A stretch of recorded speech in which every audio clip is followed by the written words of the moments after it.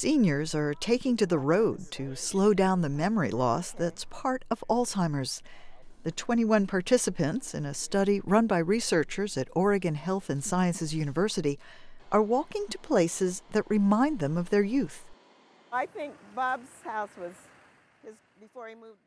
Walking is good for brain health. We know that being socially engaged is good for brain health. And there's also memory work involved in this because they're looking at historical photos of the neighborhood, and they're all culturally celebratory. The study is called SHARP, which stands for Sharing History Through Active Reminiscence and Photo Imagery.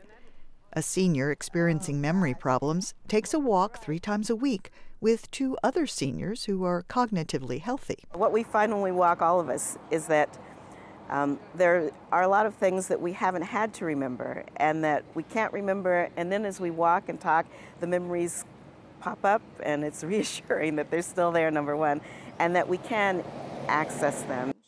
The groups use a map with directions that's loaded onto a tablet computer and follow the route through Portland's historically black neighborhood. At each stop, the group looks at old pictures and shares memories. Tell us about a time you dressed up for a big event in your youth. All the study participants are African American, a group that is twice as likely to develop Alzheimer's or other types of dementia as white Americans. It's also a group that's not well represented in clinical studies. 95% of the population that participates in clinical trials is actually white Americans. And we need to change that because we need to understand actually what might be different in underrepresented populations that increase their risk.